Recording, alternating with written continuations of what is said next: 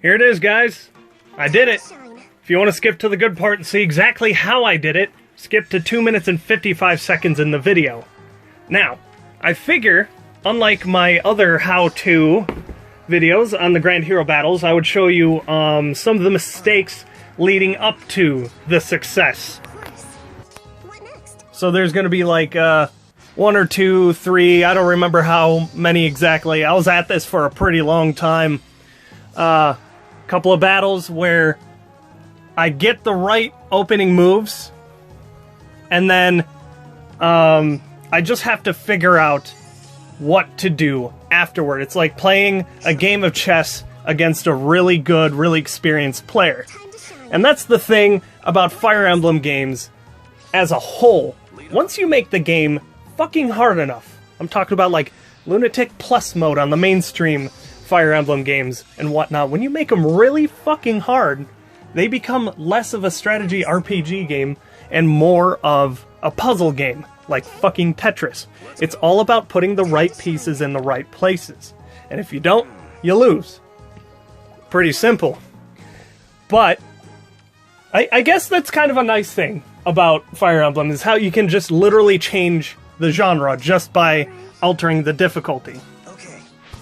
Lead on. But anyway, I think being able to beat Infernal on this Grand Hero battle just kind of continues my point in the fact that this Grand Hero battle was easier than the other ones. I think if the other Grand Hero battles had Infernal difficulties, I'm not sure if I'd be able to beat them. But with this one, it was much easier to do the initial moves and bait the first units. So much so that I could get my foot at least in the door, and then just continue from there. Excuse me if you hear any background noise. I'm in a not so quiet area, so I'm pausing and starting as I need to try to avoid, you know, cars going by and whatnot. But anyway, I found a team that started working, and I actually had Sheena first. You know, my tank healer. I replaced Sheena with an actual healer because Sheena had the combat abilities, but she couldn't get to where I needed her when I needed her. So I replaced her with an actual healer like Mist, so that way she could actually move around. And that ends up helping me out a lot. Yeah, who would have thunk it? A healer actually helped me out immensely this time. Granted, I had to play as though I were playing a hell of a game of chess, but I got it done. So, right here, I had to tactically place my Blairaven Triangle Adept Robin over there to tank the dagger user, and then swap everyone around, finish off Clarisse, and then put everybody in a position so that way they wouldn't bum rush the crumbling wall. So here, you'll see small pauses throughout the game where I had to stop and take a really hard think about what my next action might be and who might die. So basically, I had to have Julia run over and rally attack Robin so that way he would actually be able to kill the dagger user, because he needed to die right there. So now I'm actually getting pretty fucking close to being able to beat this now. All I have to do is take out like another character too, set my characters up for the enemy phase, and I'll be golden. So basically treat it just like chess. You need to remove certain pieces from the board, and then also set yourself up so that way you don't lose your important pieces on your opponent's turn.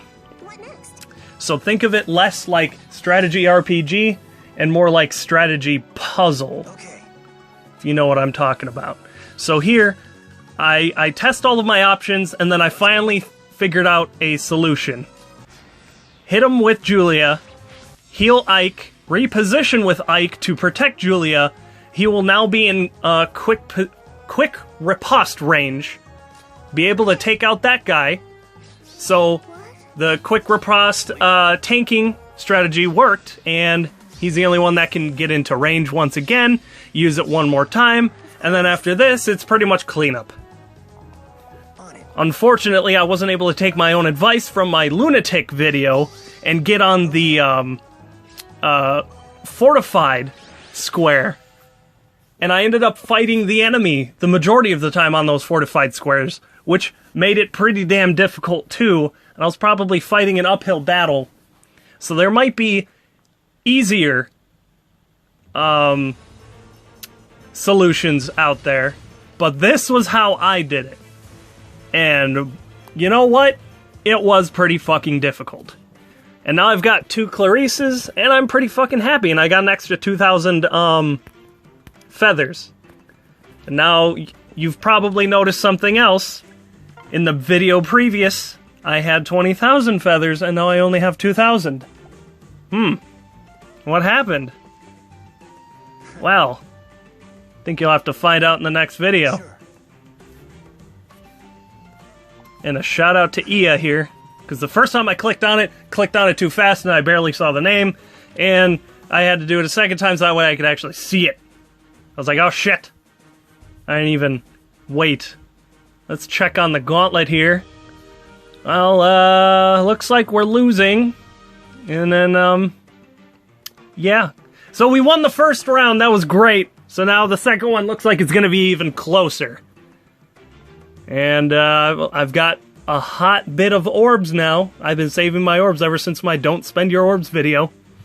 I'm just waiting for that Ike. Again. Take care, people.